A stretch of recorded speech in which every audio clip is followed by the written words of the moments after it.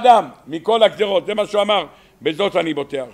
קראתי שהיה פעם איזה צדיק, לא זוכר השם שלו, חלם חלום שהוא הגיע לבית דין של מעלה. זה לא חלום, מציאות, כולם מגיעים לשם בסוף.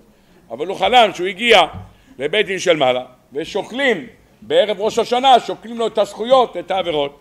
והוא רואה, שמים הקו של העבירות שקועה, זה קשה לי להאמין על צדיק שהקו של העבירות שקועה, זה קצת קשה לי להבין את הסיפור, אבל בכל אופן כך סופר, ששמו, והיה עבירות, כמובן שהקדוש ברוך הוא מדקדק עם צדיקים כחוד הסיירה, אז יש להם עבירות שאנחנו לא, רק הקדוש ברוך הוא יודע לשקול אותם, אומר הרמב"ם.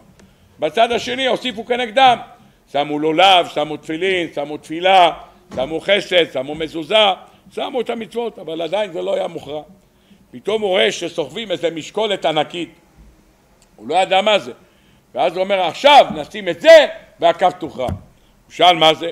אמרו לו זה הלימוד תורה שלך. הלימוד תורה שלך זה לא משקולות של קילו, זה לא משקולות, זה משקולות של טונה, את זה מרימים, שמים והוא מכריע את הקו.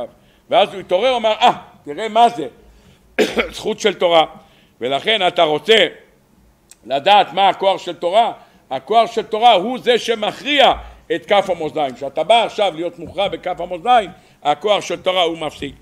מסופר שרב שמשון מאוסטרופולה, השם ייקום דמו, שאל את המלאך, שאל את הסמ"ם, תגיד מתי תפסיק לקטרג עלינו? מתו, טבח ביהודים, אמר אם תוותרו על 3 דברים אני אעזוב אתכם. מה הוא דרש? תורה, שבת וברית מילה. אמר לו ימותו ותהיה שמדות אחר שמדות, אנחנו לא נעזוב את זה. יוצא שהדבר הראשון שהוא ביקש לבטל תורה מעם ישראל. במילה שאתה נמצא היום במלחמות ואתה רואה מה נעשה, אתה מבין שהמלחמות האחרונות זה הפרפורי כסיסה של הסטרא אחרא להילחם כנגד התורה שישנה בארץ ישראל ובכל העולם כולו. בא הנתיב מוולוז'ין ואותו דבר רב שלמה קלוגר ואומרים דבר נפלא, מה זה המלחמה הזאת שמנהלים אומות העולם? כותב רב שלמה קלוגר בחוכמת שלמה, דע, מופיע במדרש ויקרא רבה פרשת למד, ישראל והאומות נכנסים לדין והאומות מקטרגים ואין אנו יודעים מי ניצח. ממה שישראל יוצאים בחג הסוכות ולולביהם בידיהם מוכח שישראל ניצחו. מה זה? מה קרה? עם ישראל מתנהל מערכה ולא יודעים על מערכה, יוצאים עם הלולב, יודעים שניצחו.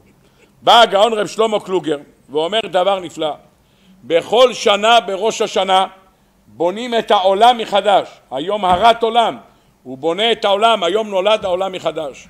שנולד העולם מחדש, כולנו יודעים, בזכות מה נברא העולם?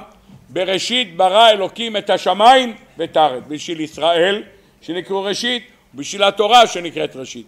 אבל אף על פי שישראל ראשית והתורה ראשית, אף אחד מהם לא יצא לעולם לפני שהעולם היה בין 2200 או 400 שנה. 2440